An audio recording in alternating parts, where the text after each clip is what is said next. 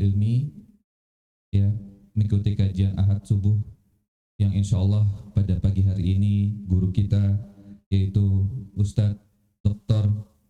Ahmad Zubairin LCMA, yang rencananya insya Allah kita akan belajar terkait dengan tematik Al-Quran, yang insya Allah nanti akan lebih spesifik akan membahas tentang adil yang ada di dalam Al-Quran kita, untuk kemudian kita sama-sama tadaburi bersama. Salawat dan salam tidak lupa senantiasa mari kita junjungkan kepada junjungan kita Nabi besar Muhammad Sallallahu Alaihi Wasallam, yang insya Allah kita semua termasuk dalam umat beliau yang akan mendapatkan syafaat di yaumil akhir kelak. Amin amin ya rabbal alamin. Mohon izin saya Andi Wijaya pada pagi hari ini akan memandu para jamaah sekalian dalam kegiatan kajian Ahad subuh yang insya Allah kita akan jalani selama 50 menit ke depan. Untuk itu mohon bantuannya pada para jamaah sekalian, para ayah, para bunda dan juga bapak-bapak dan ibu-ibu, untuk mari sama-sama kita niatkan, luruskan niat kita dalam rangka thalabul ilmi. Kita jaga adab kita dalam berilmu di dalam majelis. Untuk itu diharapkan agar tidak ada majelis dalam majelis, artinya kita sama-sama menyimak dan mendengarkan apa yang disampaikan oleh ustadz kita. Yang kedua, harapannya bahwa ilmu itu kemudian melekat dalam diri kita. Untuk itu kita sama-sama kalau seandainya memang berkenan bisa mencatat pelajaran tersebut yang disampaikan oleh ustadz, baik menggunakan alat tulis yang ditulis ataupun menggunakan handphone kita, agar lebih bermanfaat dalam jangka panjang. Untuk itu sebelum mulai, mari kita sama-sama ucapkan basmalah. Bismillahirrahmanirrahim. Tafadhol Ustaz. Bismillahirrahmanirrahim. Assalamualaikum warahmatullahi wabarakatuh. Alhamdulillahilladzi hadana lihadza wa ma kunna linahtadiya laula an hadanallah. Ashhadu an la ilaha illallah wa ashhadu anna Muhammadan abduhu wa rasuluh la nabiyya ba'dah. Huwa an-nabiyyul ladzi qad addal amanah wa nasaha lil ummah wa jahada fillahi haqqa jihadih wa tarakana 'alal mahajjatil bayda lailuha kanahariha la yazighu anha illa halik. Alhamdulillah, di pagi hari ini kita dapat melangkahkan kaki kita, diawali dari sholat subuh berjamaah, kemudian dilanjutkan dengan kajian ba'da subuh, yang semoga seluruh rangkaian amal ibadah kita bernilai ibadah di sisi Allah Subhanahu wa Ta'ala. Amin ya rabbal alamin. Para jamaah rahimakumullah, tema kita pada pagi hari ini adalah seputar tentang keadilan atau keadilan Allah. Tema ini sebetulnya berangkat dari pertanyaan, kalau memang Allah itu memiliki sifat adil, ya, tapi kenapa kemudian di atas muka bumi ini ada manusia yang mendapatkan nasib yang baik dan buruk gitu. Seharusnya kalau Allah itu adil, seluruh manusia itu baik semua nasibnya, takdirnya itu baik semua. Tetapi ini tidak, ya. Allah memberikan atau manusia di atas muka bumi ini kemudian ada yang baik nasibnya dan ada yang buruk. Lalu di mana letak keadilan Allah? Nah, berangkat dari pertanyaan itu maka kita akan mempelajari, kita akan mengkaji tentang apa sebetulnya makna adil sebagaimana dijelaskan dalam Al-Quranul Karim, ya. Dan perlu kita ketahui bahwa ada keterkaitan antara pembahasan atau tema tentang adil atau keadilan dan yang namanya takdir gitu, ya. Seperti kita ketahui bahwa di dalam rangkaian rukun iman kita harus meyakini dan mengimani salah satunya adalah terkait dengan takdir. Dan minggu lalu atau bulan lalu kita sudah mengkaji tentang takdir ya. Perlu kita ulangi bahwa pada hakikatnya takdir Allah itu seluruhnya adalah baik. Hanya kemudian persepsi manusialah itulah yang kemudian mempersepsikan bahwa ada takdir yang baik dan ada takdir yang buruk. Ada nasib yang baik, ada nasib yang buruk. Maka kemudian ada pertanyaan di mana keadilan Allah kalau ada nasib yang buruk. Sehingga kita bisa korelasikan bahwa pembahasan seputar keadilan sebetulnya ada keterkaitan dengan tema takdir gitu ya. Dan seperti kita ketahui bahwa suatu ketika dalam sejarah itu kan ketika banyak tersebar ya pemikiran atau aliran qadariyah gitu ya. Dan ini diceritakan oleh Yahya bin Ya'mar ya. Suatu ketika Yahya bin Ya'mar itu sudah tidak betah lah ya. Karena di daerahnya di Basrah itu tersebar pemikiran tentang aliran qadariyah yang menafikan tentang takdir Allah gitu ya. Aliran qadariyah di Basrah ketika itu sudah sangat mewabah dan menyebar di kalangan masyarakat Basrah ketika itu. Maka kemudian Yahya bin Ya'mar ingin mengklarifikasi, ingin mencari sahabat Nabi yang masih ada ketika itu untuk kemudian diklarifikasi terkait dengan hadis Nabi, penjelasan Nabi seputar takdir. Singkat cerita, Yahya bin Ya'mar kemudian pergi menuju kota Mekah untuk mencari siapa yang para sahabat yang masih ada ketika itu. Karena seperti kita ketahui bahwa ternyata para sahabat Nabi itu ternyata tidak melulu berdomisili di Mekah gitu ya. Jadi pasca wafatnya Nabi, para sahabat itu juga ternyata mereka banyak menyebar ke seluruh penjuru dunia bahkan. Misalnya siapa? Misalnya Sa'ad bin Abi Waqqas itu ternyata pernah ke Cina gitu ya. Walaupun kemudian balik lagi ke Mekah dan Madinah gitu ya. Begitu juga sahabat yang lain, Amr bin As pernah ke Mesir gitu ya. Walaupun kemudian balik lagi ke Mekah dan Madinah gitu ya. Sehingga keberadaan para sahabat ya pasca wafatnya Nabi itu tidak mudah dijumpai gitu ya. Kecuali hanya pada musim haji saja gitu ya. Maka kemudian Yahya bin Ya'mar berinisiatif, nanti ketika datang musim haji aku akan pergi ke Mekah dan Madinah untuk mengklarifikasi terkait dengan hadis, terkait dengan penjelasan Nabi seputar yang namanya takdir gitu ya. Maka singkat cerita benar ya. Di musim haji Yahya bin Ya'mar itu kemudian pergi ke Mekah dan Madinah dan langsung saja menuju Masjidil Haram. Dan ternyata betul saja di dalam masjid itu sudah ada seorang sahabat yaitu Abdullah bin Umar bin Khattab, yaitu putranya Umar bin Khattab radhiyallahu anhuma. Diceritakanlah kepada Abdullah bin Umar, wahai sahabat, wahai Abdullah bin Umar, di kota Basrah saat ini sudah menggejala pemikiran tentang qadariyah yang menolak namanya takdir Allah gitu. Tunjukkan kepadaku bagaimana Nabi SAW menjelaskan tentang perihal yang namanya takdir. Nah, seketika kemudian Abdullah bin Umar radhiyallahu anhuma menjelaskan bahwa wahai Yahya, sesungguhnya aku berlepas diri dari pemikiran kelompok qadariyah gitu.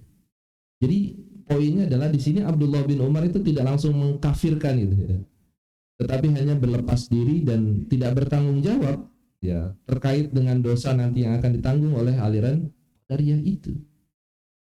Maka kemudian Abdullah bin Umar singkat cerita menceritakan perihal dapatnya atau datangnya malaikat Jibril kepada Rasulullah SAW, ya, yaitu yang mengajarkan tentang apa itu iman, apa itu Islam, dan apa itu ihsan gitu ya. Nah, yang kedua yaitu tentang apa itu iman. Salah satunya kata Abdullah bin Umar adalah untuk mina bil qadari khairihi wa syarrihi gitu. bahwa menurut Abdullah bin Umar salah satu di antara rangkaian rukun iman salah satunya adalah yakin dan mengimani yang namanya takdir, qada dan qadar. Walaupun di redaksi yang lainnya dari jalur Abu Hurairah itu disebutkan antu'mina bil qadari kullihi gitu ya. Jadi memang ada dua redaksi yang digunakan. Yang pertama dari jalurnya Abdullah bin Umar adalah bil qadari khairihi wa syarrihi. Jadi takdir itu dibagi menjadi baik dan buruk gitu ya. Sedangkan di jalurnya Abu Hurairah itu adalah bil qadari kullihi. Nah, dari penjelasan Abdullah bin Umar ini kemudian Yahya bin Ya'mur itu semakin yakin bahwa mengimani atau meyakini takdir Allah itu sesuatu yang wajib gitu ya. Tanpa harus kemudian kita berburuk sangka gitu ya kepada Allah Subhanahu wa taala. Seperti yang tadi saya sampaikan bahwa baik dan buruk itu kan persepsi manusia gitu ya. Ilustrasinya sebetulnya seperti ini Bapak-bapak jamaah sekalian ya. Saya contohkan misalnya saya memiliki kios gitu ya, toko pakaian. Kemudian Pak Andi juga memiliki toko pakaian gitu ya. Ketika toko pakaian saya itu banyak pembelinya, dalam pikiran kita, dan khususnya saya, kan mengatakan bahwa takdir saya lagi bagus nih. Tapi bagaimana dengan pemikiran Pak Andi? Tentu takdirnya buruk. Kenapa? Karena sedikit pembelinya, yang banyak ke saya gitu ya. Dan sebaliknya, ketika banyak pembeli yang membeli pakaian ke tokonya Pak Andi, sedangkan toko saya itu sepi, maka saya akan berpikiran takdir saya lagi jelek gitu. Maka kemudian ini contoh bahwa ini ilustrasi bahwa takdir itu sebetulnya persepsi manusia saja. Atau misalnya terkait dengan sakit gitu ya. Bagi pasien mungkin sakit itu adalah sesuatu yang buruk gitu ya. Sedangkan bagi dokter mungkin itu adalah suatu kebaikan karena mungkin di situ ada income-nya. Maka lagi-lagi kemudian baik dan buruk itu kemudian menjadi persepsi manusia saja sebetulnya. Sedangkan takdir seluruhnya adalah hak prerogatif Allah Subhanahu wa taala. Nah, oleh karena itu dalam keyakinan Ahlus Sunnah wal Jamaah ya, kita tidak perlu lagi kemudian mempertanyakan tentang takdir Allah. Termasuk kita tidak lagi perlu mempertanyakan tentang keadilan Allah gitu ya. Karena secara tersurat itu sudah jelas bahwa Allah memiliki sifat adil ya. Al-Imam Al-Ghazali misalnya ketika menafsirkan surat An-Nur ayat 35, sebetulnya Imam Al-Ghazali itu sedang menjelaskan tentang keadilan Allah dalam tafsirnya ya. Surat An-Nur ayat 35 itu kan berbunyi a'udzubillahi minasyaitonirrajim Allahu nurus samawati wal ard mathalu nurihi kamishkatin fiha misbahu fi zujajah az-zujajatu ka'annahu kawkabun dzurriyyun yuqadu min syajaratin la syarqiyyatin wala gharbiyah. Nah ini letak pilihan Allah itu kata Imam Al-Ghazali dalam tafsir ayat 35 surat An-Nur, cahaya itu dari api gitu. Api itu dari pohon. Nah, pohonnya itu pohon yang mana? Yaitu pohon yang tidak tumbuh di timur dan tidak tumbuh di barat gitu ya. Ini lagi-lagi menunjukkan tentang posisi keadilan Allah gitu ya. Sebetulnya surat An-Nur ayat 35 ini sedang menjelaskan bahwa Allah itu diibaratkan seperti cahaya. Maka kemudian disitulah letak yang namanya keadilan Allah Subhanahu wa ta'ala. Maka di pagi hari ini kita akan mempelajari apa dan bagaimana sesungguhnya kata adil itu digunakan dalam Al-Quran Al-Karim. Yang pertama Allah Subhanahu wa ta'ala memerintahkan kita umat Islam untuk berlaku adil Dan ini setiap minggu itu kita selalu dengarkan ketika khutbah Jumat, ya. Khatib itu kan selalu membaca Innallaha ya'muru bil adli wal ihsan wa ita'i dzil qurba wa yanha 'anil fahsya'i wal munkari wal baghi ya'izukum la'allakum tadhakkarun. Itu ayat yang pertama. Atau di ayat yang lain misalnya, ya ayyuhalladzina amanu kunu qawwamina lillahi syuhada'a bil qist. Ya. Wahai orang-orang yang beriman, jadilah kalian menegak keadilan, gitu ya. Walaupun kemudian di ayat berikutnya atau di lanjutan redaksi ayatnya, wala yajrimannakum syana'anu qaumin ala alla ta'dilu. Nah, ayat ini sebetulnya sedang menjelaskan tentang bahwa berlaku adil itu harus kepada siapapun, gitu ya. Karena kan menjadi hal yang manusiawi, ya, apalagi sekarang ini mendekati namanya musim pilkada, gitu ya. Terkadang kita itu berlaku adil untuk kelompok kita saja, gitu ya. Sedangkan untuk kelompok atau untuk orang lain tunggu dulu, ya. Bahkan bisa jadi kita membencinya, gitu ya. Nah, di ayat ini, ya, Allah Subhanahu wa taala melarang jangan karena kita membenci kelompok lain itu kemudian kita tidak berlaku adil, gitu ya.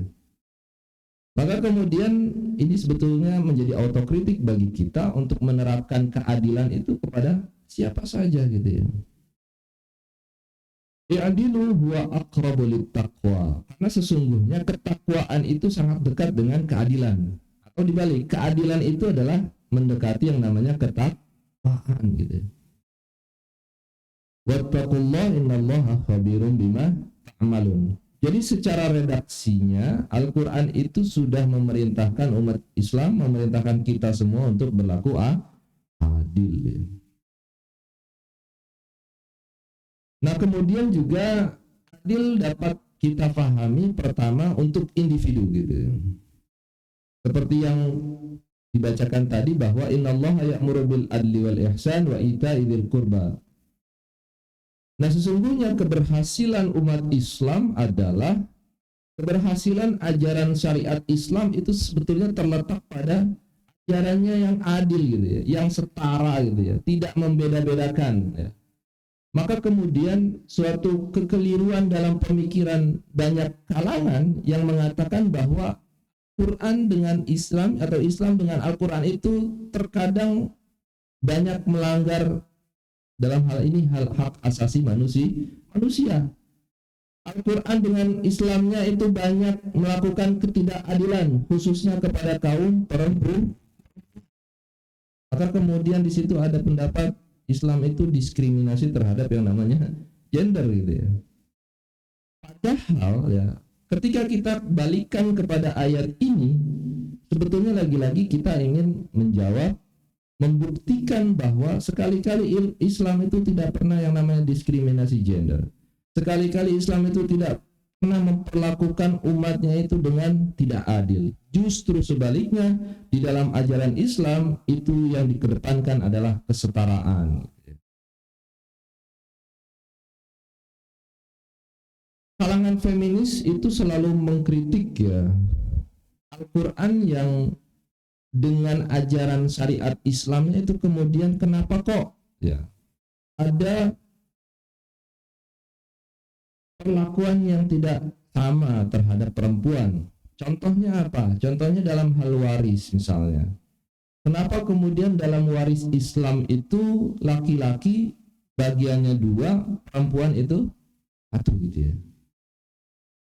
Ketika ada pertanyaan ini, sebetulnya kita bisa mencoba menjawabnya dengan sebetulnya ini adalah bagian dari keadilan dalam Islam. Bayangkan, sebelum datang ajaran Islam, ya, para perempuan, wanita dalam hal waris itu mereka tidak mendapatkan bagian sama sekali, gitu ya. Dengan catatan, dengan alasan bahwa mereka tidak mengangkat senjata untuk ikut berperang, gitu ya. Tetapi kemudian datang syariat Islam justru kemudian memberikan bagian waris kepada perempuan. Jadi di mana letak ketidakadilannya, gitu ya. Justru sebetulnya Al-Quran dengan Islam itu ingin mengangkat harkat dan derajat perempuan. Itu satu. Dulu sebelum Islam datang, bayi-bayi perempuan yang baru lahir itu dikubur hidup-hidup oleh masyarakat jahiliyah gitu ya. Dengan alasan karena mereka takut dihina gitu ya, melahirkan anak perempuan. Islam datang itu kemudian menghilangkan dan melarang mereka yang baru melahirkan perempuan untuk mengubur hidup-hidup.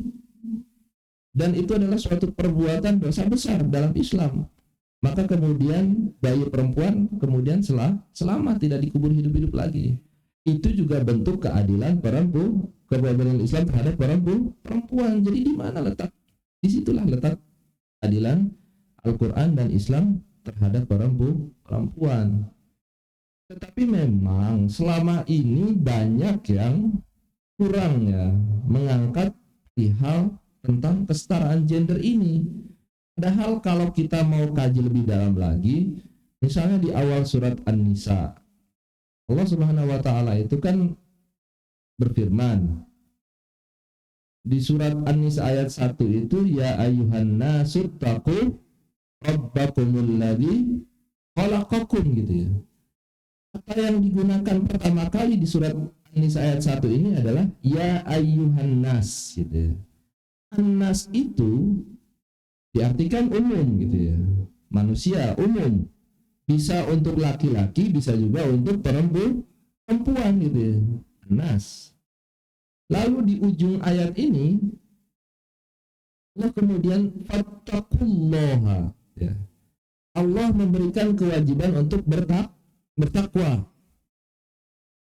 Ketika ada laki-laki dan perempuan diberikan kewajiban untuk bertakwa, maka seharusnya predikat ketakwaan itu ya tidak hanya didominasi oleh laki-laki saja gitu ya. Perempuan pun sebetulnya itu juga berhak mendapatkan predikat bertakwa. Tetapi memang selama ini yang lebih dominan, yang lebih terlihat adalah pokoknya yang bertakwa itu yang laki-laki aja gitu ya. Yang perempuan mah nggak usah dilabeli sebagai perempuan yang bertakwa. Nah itu mungkin salah satu contoh bahwa selama ini mungkin kita kurang konsen terhadap hal-hal yang samaan gender ini gitu ya. Yang itu sudah ada di dalam ajaran Al-Quran gitu. Nah itu terkait dengan keadilan Allah.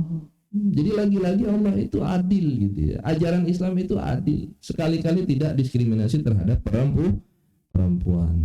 Nah itu terhadap individu.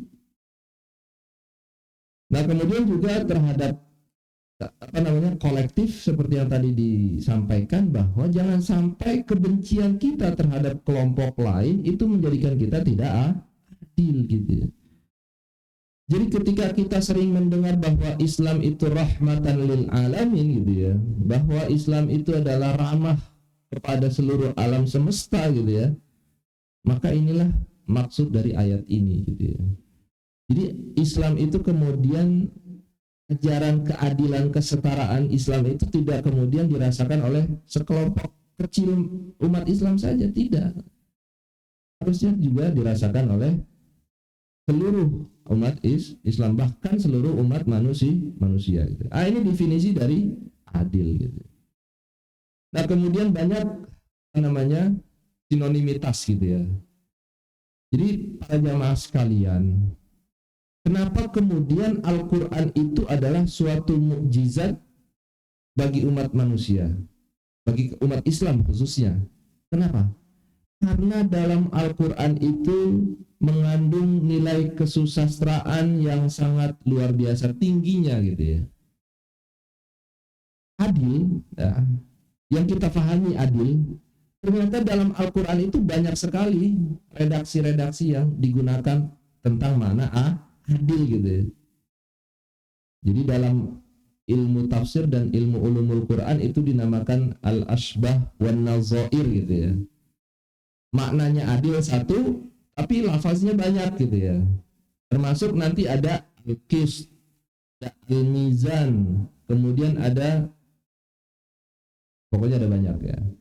Jadi maknanya satu, redaksinya banyak. Kalau sebaliknya redaksinya satu ya, maknanya itu banyak gitu ya. Contohnya apa? Contohnya kata umat gitu ya. Umat itu bisa memiliki makna yang banyak sekali gitu ya. Nah, itulah letak kesusastraan Al-Qur'an.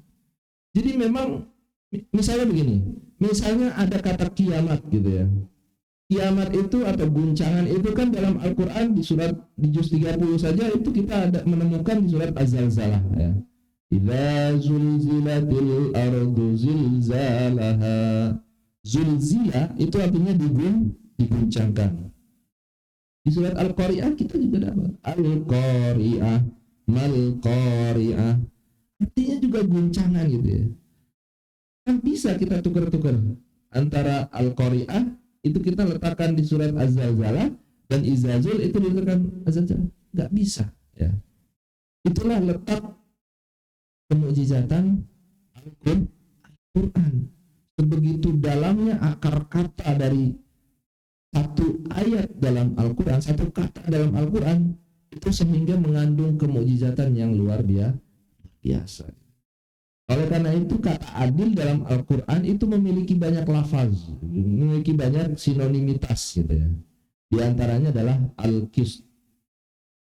Ya ayyuhalladzina amanu kunu qawamina bil qist syuhada'a lillah. Kata di sini adil ini digunakan dengan Al-Qist.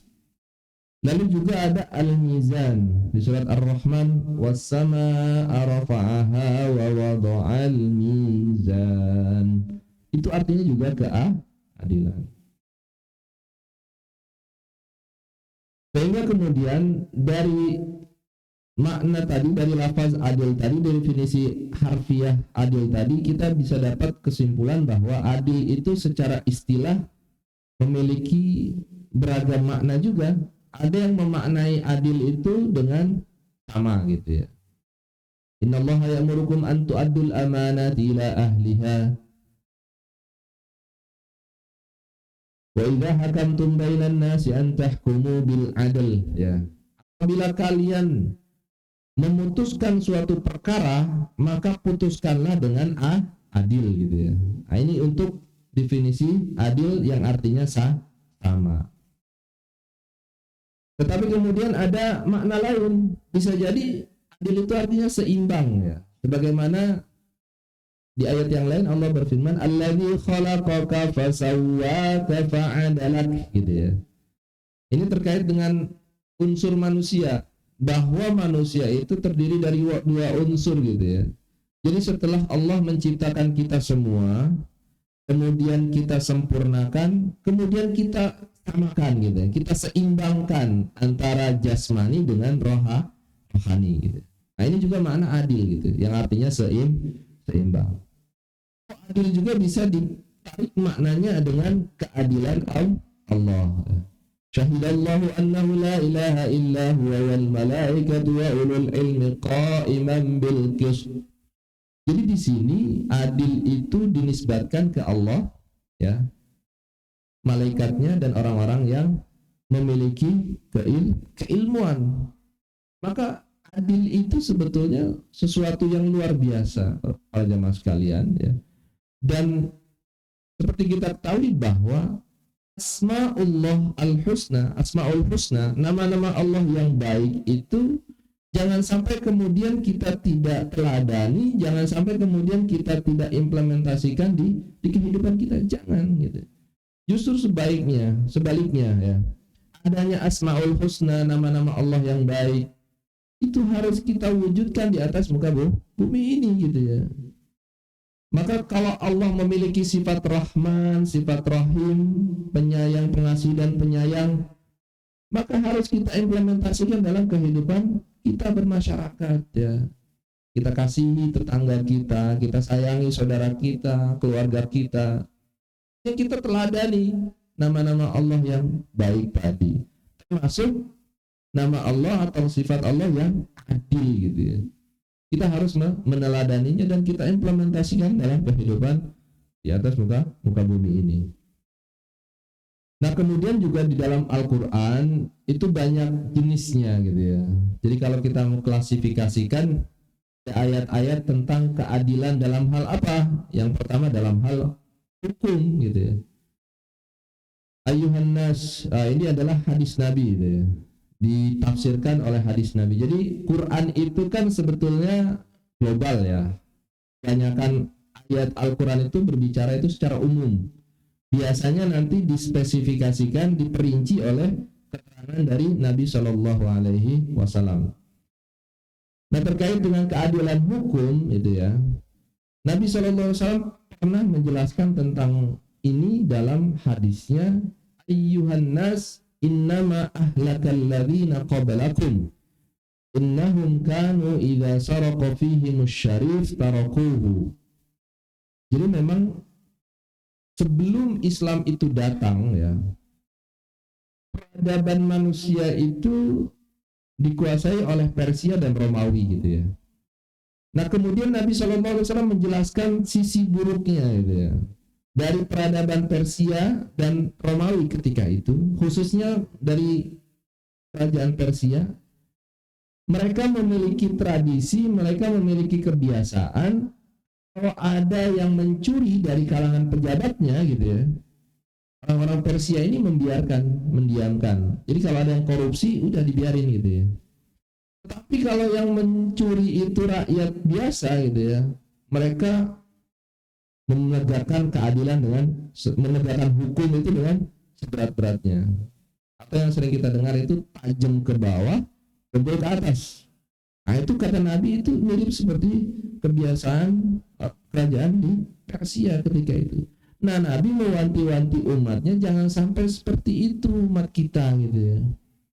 Bahkan Nabi kemudian menggaransi gitu ya, lau anna Fatimah binta Muhammad saraqat gitu ya.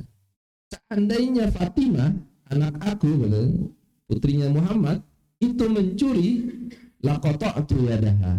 Aku sendiri nanti akan memotong tangannya gitu. Nah, ini garansi Nabi terkait dengan keadilan dalam hukum Islam gitu ya. Sebegitu cetaranya gitu ya.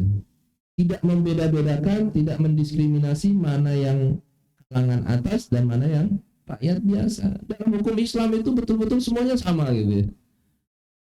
Nah di Persia kan tidak gitu ya. Di Persia itu ada diskriminasi gitu ya. Nah itu dalam hal hukum gitu.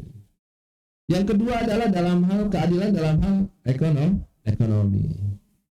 Ayatnya itu yang diceritakan adalah ma'afa Allahu ala rasulihi min ahlil qura falillahi walir rasuli walidhil qurba wal yatama wal masakin wa ibnis sabil kai la yakuna dulatan bainal agniya. Nah ini poinnya.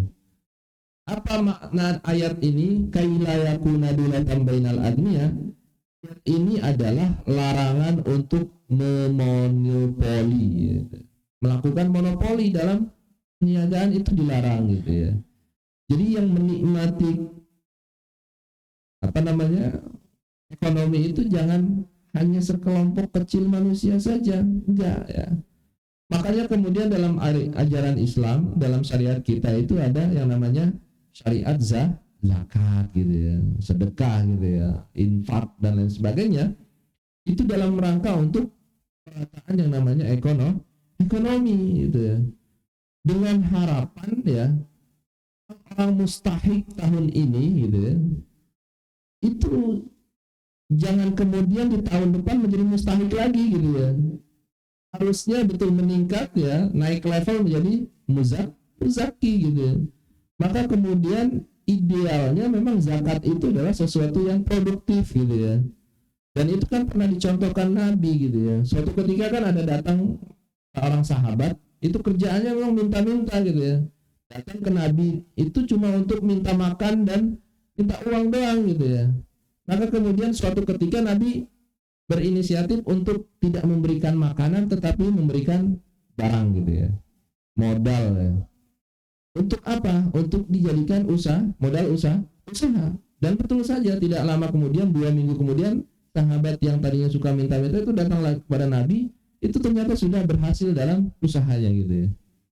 Nah ini bukti ajaran Islam, ajaran Nabi SAW tentang pemberdayaan yang namanya ekonomi gitu ya.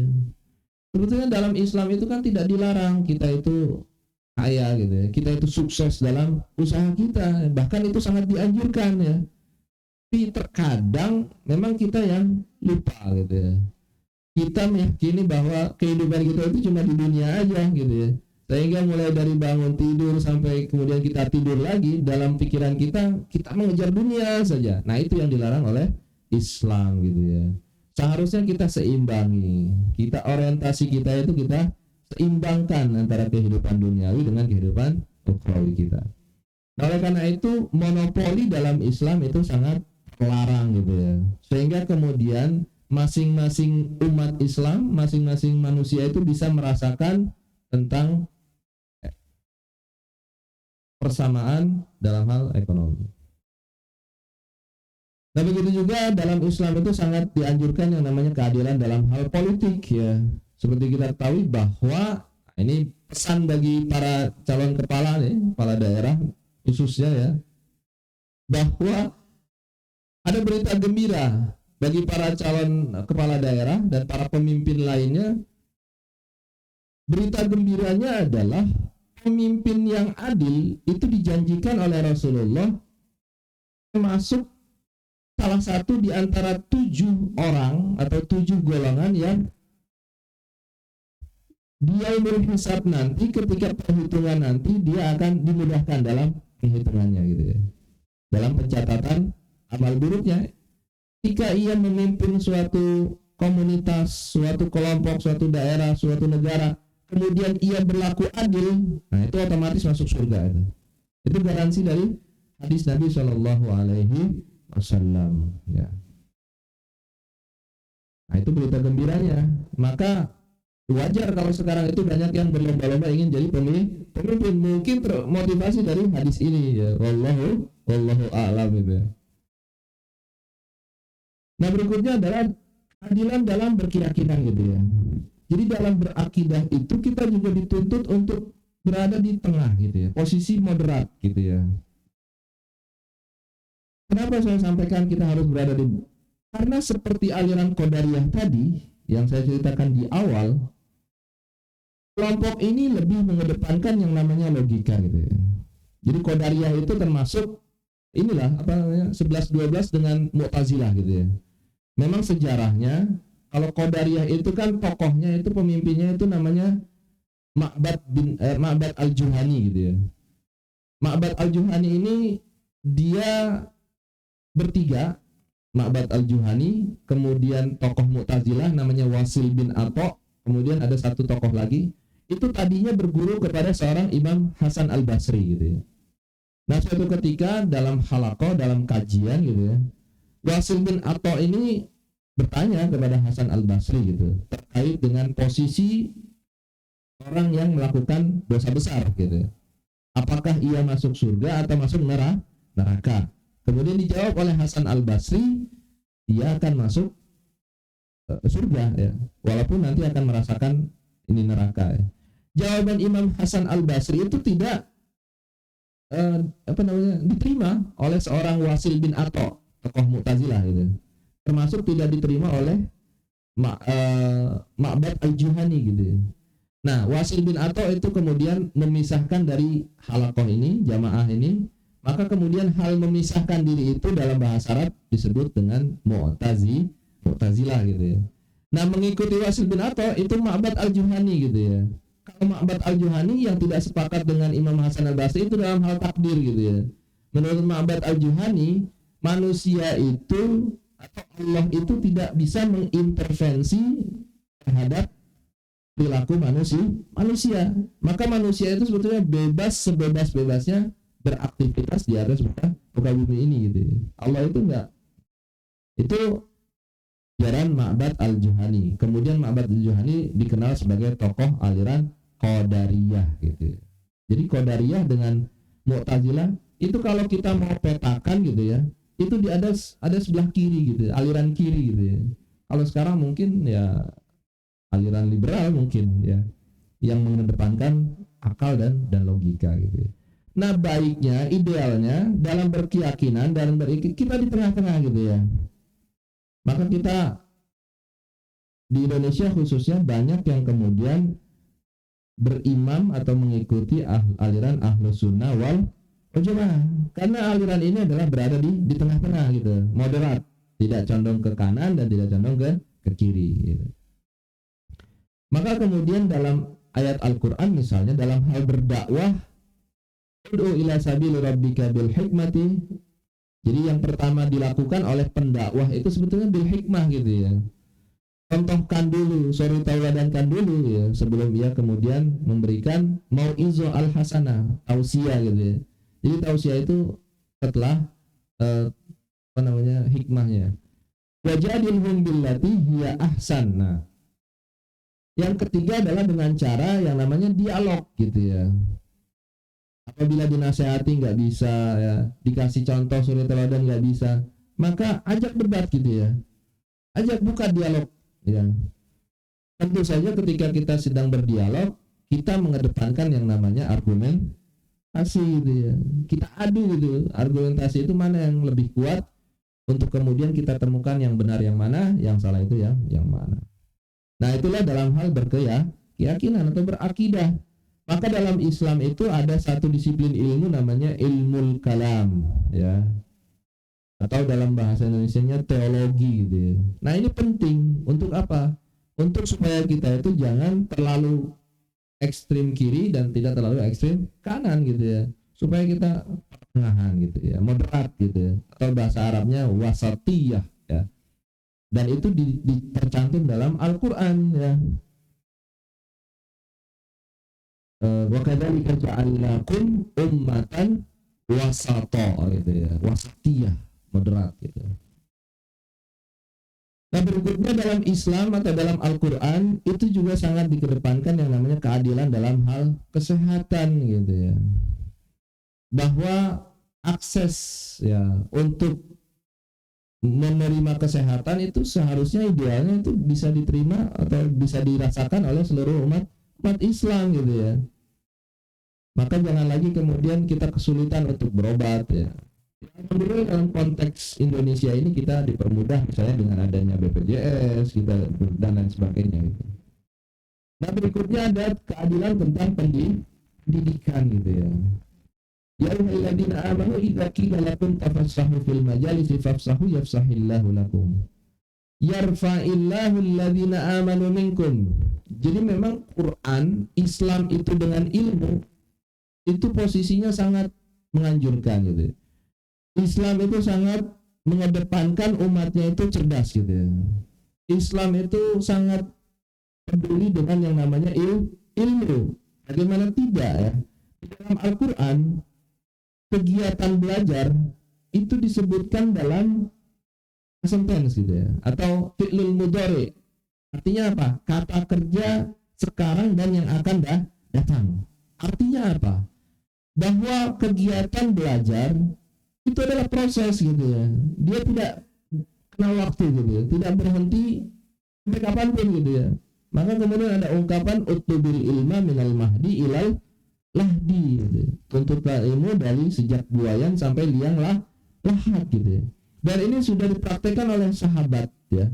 Ada salah seorang sahabat itu ya, saking cintanya sama ilmu ya, sampai suatu ketika dalam keadaan sekarat gitu, sakaratul maut ya, sahabat ini bukan ngobrolin masalah bagaimana keluarganya nanti gitu ya, apakah bisa makan apa tidak gitu ya. Enggak. Sahabat ini masih mengajak diskusi perihal yang namanya ilmu fikih ketika itu gitu. Saking semangatnya dalam hal ilmu gitu. Maka inilah semangat yang ditanamkan dalam ajaran Islam terkait ilmu. Nah, kalau umatnya sudah semangat gitu ya, seharusnya akses kepada pendidikan, kepada ilmu itu ya memang harus dipermudah gitu ya. Kita doakan pemimpin-pemimpin yang akan menjadi pemimpin kelak, khususnya di Indonesia, mudah-mudahan terus peduli ya dan terus mempermudah dalam hal akses pendidikan untuk anak cucu kita. Amin ya rabbal alamin gitu ya. Nah, ini yang tadi saya sampaikan bahwa di kalangan Mu'tazilah itu berkembang bahwa pendapat bahwa betul Allah itu adil gitu ya. Tapi keadilan Allah itu harus bisa dinalar oleh akal manusia gitu ya. Ini keyakinan Mu'tazilah seperti itu gitu. Maka dalam keyakinan Mu'tazilah, kebaikan itu adalah apa yang menurut akal itu baik dan apa yang menurut akal itu buruk gitu. Ini versi Mu'tazilah gitu ya. Tetapi versi Asy'ari, Ahlus Sunnah wal Jamaah enggak gitu ya. Keadilan Tuhan itu tidak harus tunduk pada pemahaman manusia. Kita meyakini bahwa Allah itu adil gitu ya, dan bebas sebebas-bebasnya untuk berkehendak kepada kita gitu ya. Tetapi baik buruknya itu ditentukan oleh Allah. Jadi lagi-lagi itu dikembalikan kepada Allah Subhanahu wa taala. Allah lah yang memiliki hak prerogatif gitu ya. Bagaimana tidak? Ketika kita mendengarkan kisah tentang Nabi Khidir misalnya, ya. Nabi Khidir itu kan banyak sekali melakukan sesuatu yang dianggap buruk oleh akal manusia gitu ya. Membolongi perahu gitu, perahu lagi jalan enak-enak, tiba-tiba dilubangi itu oleh Nabi Khidir gitu ya. Nah ini kan menurut akal manusia ya, secara zahirnya ini buruk gitu ya. Tapi ternyata apa? Nabi Khidir itu menjelaskan kepada Nabi Musa bahwa aku memang sengaja melubangi kapal ini, perahu ini, karena kalau kapal ini nanti tetap jalan di tengah lautan itu sudah menunggu para perompak gitu. Maka kemudian pandangan kita terhadap baik dan buruk itu kemudian berubah gitu ya. Jadi lagi-lagi ini perspektif manusia gitu ya. Jadi perbuatan Nabi Khidir itu sebaiknya baik, sebetulnya baik atau buruk akan menjadi baik gitu ya. Yang tadinya di awal itu adalah sesuatu yang buruk gitu ya menurut akal manusia gitu ya. Tetapi ternyata di balik itu ada. Nah kurang lebih ilustrasinya seperti itu gitu ya. Jadi lagi-lagi di forum yang penuh kemuliaan ini sekali-kali jangan kemudian kita memiliki buruk sangka kepada Allah Subhanahu wa taala.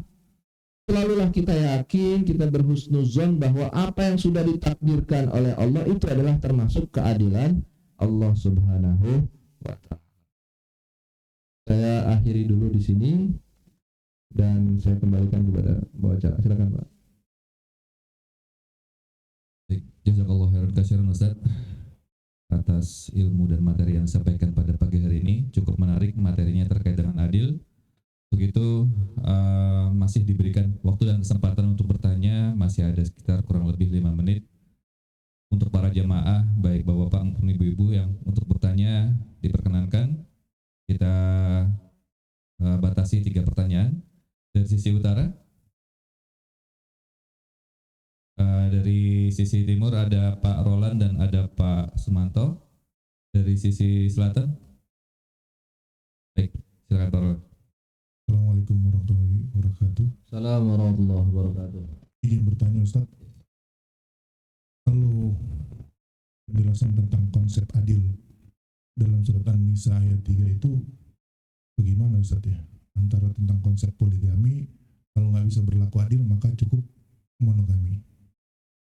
Itu Ustaz, terima kasih. Assalamualaikum warahmatullahi wabarakatuh.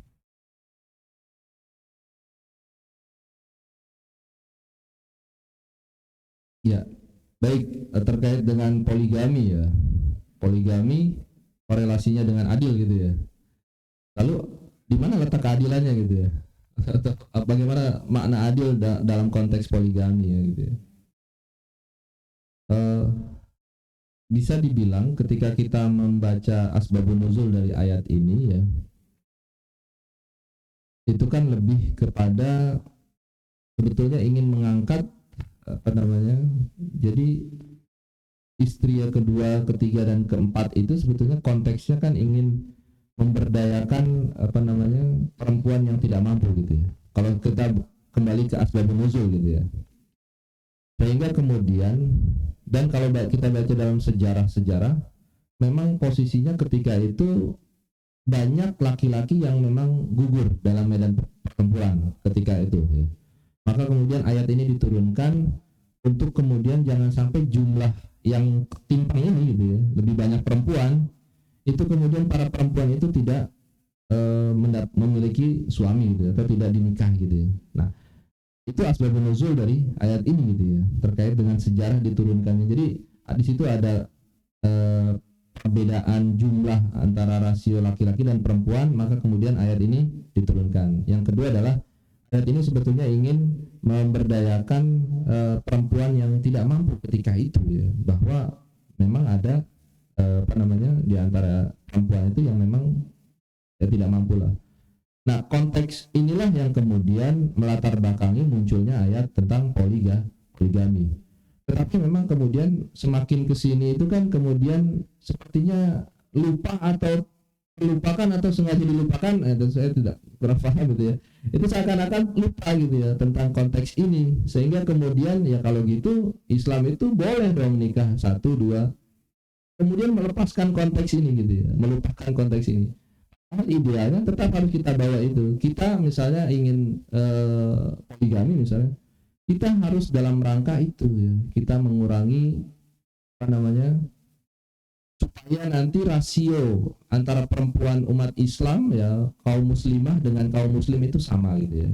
Jangan sampai kemudian mereka itu tidak memiliki suami gitu, dan itu kan suatu yang ironi nah, gitu. Jadi sebetulnya itu konsep keadilan itu di situ gitu. Islam itu ingin meninggikan lagi-lagi harkat dan derajat kaum perempuan ya. Kalau saya melihatnya di situ.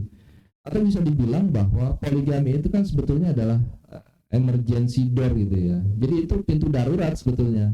Kalau dari sisi laki-laki ya, ini ada laki-laki yang mapan gitu ya, punya banyak harta gitu ya, punya banyak income gitu ya, per bulan atau per hari itu dia kelebihan gitulah ya. Nah, tapi kemudian termasuk dia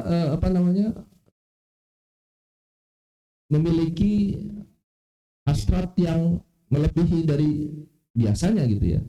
Maka kemudian daripada dia berlaku maksiat gitu ya, maka dia mungkin mengambil emergency door tadi gitu ya, pintu darurat tadi, untuk supaya ia tidak terjerumus di dalam maksiat. Jadi itu bisa menjadi pertimbangan terkait dengan yang namanya poligami gitu ya. Tapi kalau saya melihatnya lebih kepada yang itu tadi, konteks asbabun nuzulnya aja itu sebetulnya sudah menunjukkan tentang keadilan ajaran poligami. Cuma memang terkadang ya, jangankan saya gitu ya, para guru besar di dimanapun itu dalam hal poligami itu masih pro kontra gitu ya. Itu banyak yang memperdebatkan gitu ya, terkait dengan di mana letak keadilannya gitu ya, di mana apakah ini kemudian tidak menjadikan perempuan itu tidak adil gitu ya. Itu sampai sekarang itu juga masih bertanya-tanya terkait dengan keadilan. Tapi kalau menurut saya dikembalikan saja ke konteks awalnya gitu ya, bahwa poligami itu adalah sebetulnya ingin mengangkat harkat dan derajat perempuan. Mungkin itu Pak yang bisa disampaikan. Pak Roland apakah sudah menjawab pertanyaannya? Tapi kalau menurut saya, apa yang saya pahami pertanyaan Pak Roland dengan apa yang dijelaskan oleh Ustadz agak sedikit berbeda, bukan begitu Pak Roland pertanyaannya?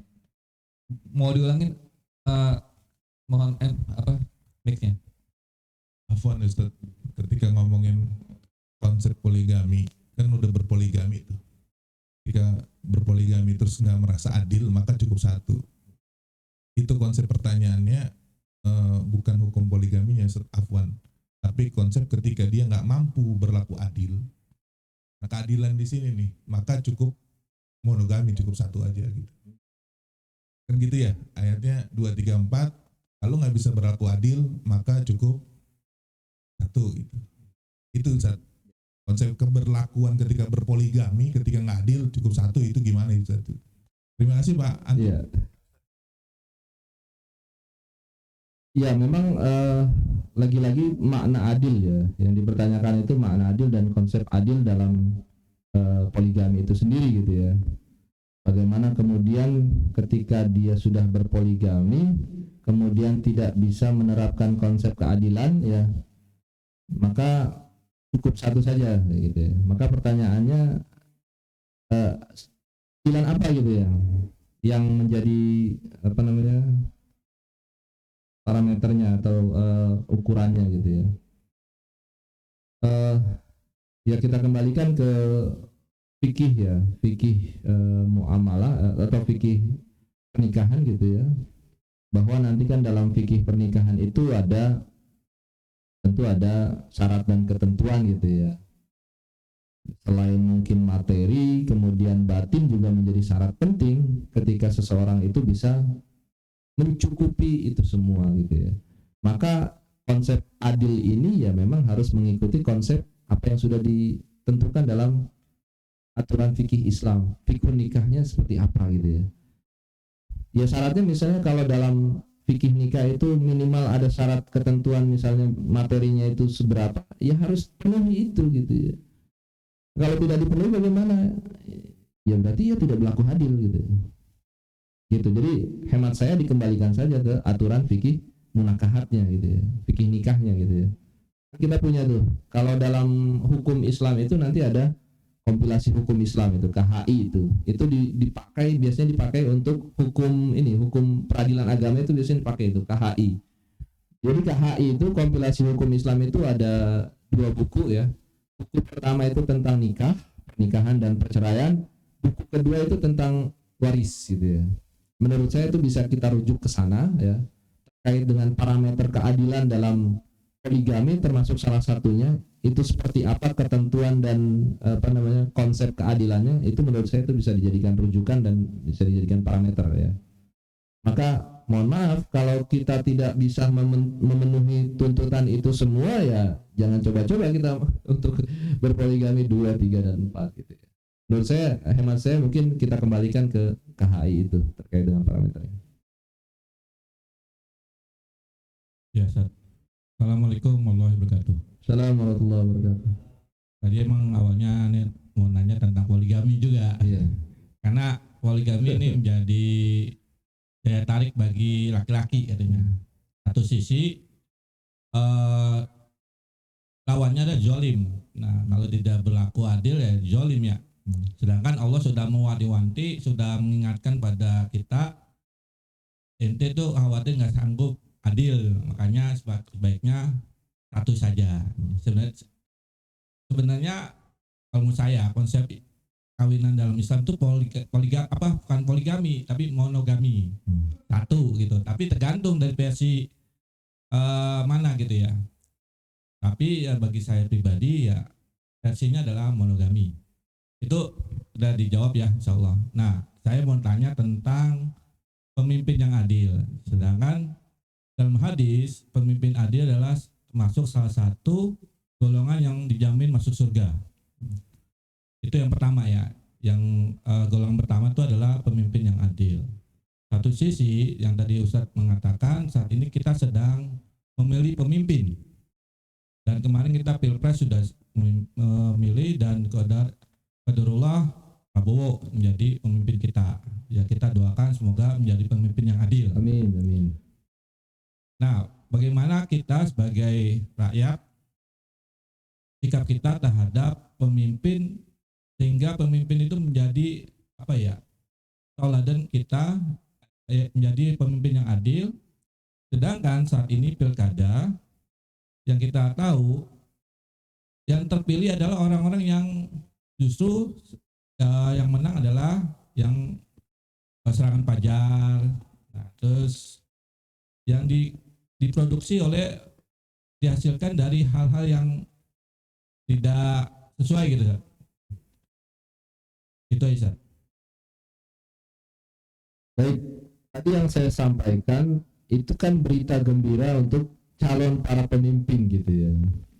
Nah, saya belum sampaikan berita buruknya gitu ya. Jadi ternyata ada berita buruknya juga ya. Hadis Nabi SAW itu juga mengancam gitu ya. Pemimpin yang tidak adil itu yang pertama kali dimasukkan ke dalam neraka gitu ya. Jadi pemimpin adil itu memiliki akses jalur cepat masuk surga. Pemimpin tidak adil itu juga yang pertama kali dilemparkan ke neraka gitu. Jadi pilihannya ada di pemimpin itu sendiri gitu ya, mau berlaku adil atau tidak adil gitu ya. Nah, pertanyaannya kemudian kan terkait dengan sikap kita gitu ya, mensikapi keadaan kondisi ya, alam demokrasi yang kita rasakan saat ini ya. Hemat saya ya, kita jangan bosan-bosan untuk saling menasehati gitu ya. Apalagi di alam demokrasi ini kan terbuka nih ruang kita berekspresi, ruang kita memberikan masukan kepada para pemimpin dan calon pemimpin kita, itu terbuka. Hemat saya kita jangan bosan-bosan ya. Kata Nabi itu kan ketika man ra'a minkum mungkaran falyughayyir biyadihi fa illam yastati fa bilisanihi gitu ya. Ini misalnya kita udah kalah nih calon kita nih. Ya kan ada yang menafsirkan biyadihi itu kan kita harus berpolitik gitu ya. Kita harus usung calon kita gitu ya. Supaya nanti mudah untuk merubah kemungkaran gitu ya, biyadihi. Tapi langkah pertama kita ini atau biyadihi ini yang dalam hadis ini adalah dengan politik kita udah kalah gitu ya. Jangan putus asa, kita masih ada bilisanihi gitu ya. Minimal kita dengan lisan gitu. Dan bilisanihi itu ya jangan bosan-bosan gitu ya. Kenapa? Kalau sudah bosan kita menasehati gitu ya, itu sama saja kita sudah bosan beragama gitu ya. Kata Nabi juga kan ad-dinu an-nasihah gitu ya. Jadi prinsipnya kita beragama itu kita saling menasehati gitu. Maka kemudian dalam Islam itu ada konsep amar ma'ruf nahi mungkar gitu ya. Ya kita nasihati ya pemimpin kita, tetapi tentu dengan cara-cara yang konstitusional gitu ya, dengan cara-cara yang ditentukan ya. Jangan sampai kemudian kita memilih cara-cara yang tidak konsisten atau inkonstitusional gitu ya. Jadi mungkin itu menurut saya ya mensikapi ya. Dan tapi lagi-lagi kita jangan apatis juga gitu ya. Kita jangan pesimis, kita terus harus membangun optimisme kita ya. Menjadikan negara ini adalah baldatun thayyibatun wa rabbun ghafur. Amin ya rabbal alamin.